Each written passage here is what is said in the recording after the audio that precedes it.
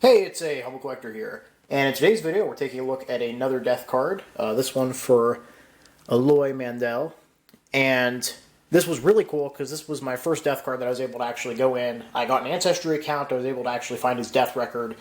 We actually have some pretty interesting information on him and his final days, which is really cool.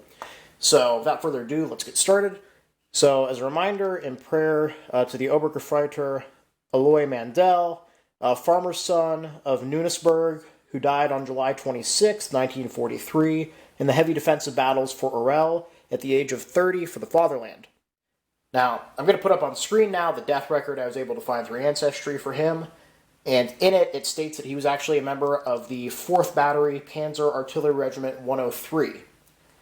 And interestingly enough, while doing research online, I found a little bit of the story of the 103rd Panzer Artillery Regiment, and it actually calls out the 4th Battery specifically.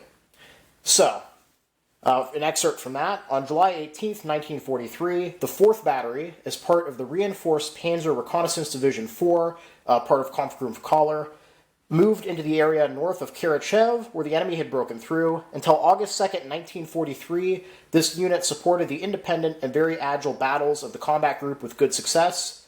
By the end of the battle, she still had 3 of her 5 Wasps operational. So what's really interesting about that is that we actually find out what kind of self-propelled gun Alois would have been in, which is a Wasp or a Wespe, as it was called in German. And I'll put a picture of one on screen right now. Interestingly enough, it's a tank you don't really hear about very often. Basically, they, into the mid-war there, they realized the Panzer II really wasn't combat effective anymore. And so they had all of these Panzer II hulls. They're like, well, what do we do with them? And they ended up turning them into the Wespe, which was a self-propelled gun. And actually, it did fairly well. They were used throughout the rest of the war. The crews really liked them. They were very maneuverable. The gun packed a decent punch, at least this point in the war. Didn't really have a ton of armor, but that wasn't really considered much of an issue, though the crews ended up hating them, especially as the war went on, at least for that. But yeah, so interestingly enough, we find out the 4th Battery that he was in was actually attached to Kampfgruppe, and he was most likely, based off this, in one of the 2 Wespes that were actually taken out during that battle near the end there on July 26th.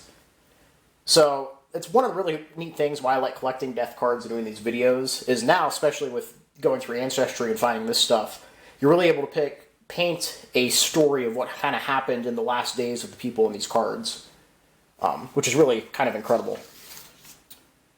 So moving on here to the bottom. Ode to your parents and siblings. I don't look back at you anymore. I couldn't really translate this third line here. It's like the last something. He hurried back to you. When I died in enemy territory, nobody shook my hand, but before my eyes were broken, I already saw the sky open. And then on the back here, another HCOM backing. We have that death is not to be considered bad if it is preceded by a good life. So yeah, overall, a really neat card with a really neat story behind it. I'm definitely going to be continuing to use Ancestry to go through some of my other death cards. And hopefully I'll be able to bring some of those to life and kind of tell some interesting stories with those as well. But yeah, I hope you all enjoyed the video. Please leave a comment down below. I love hearing from you guys. Thank you all for watching. Happy collecting, and I will see you all again very soon.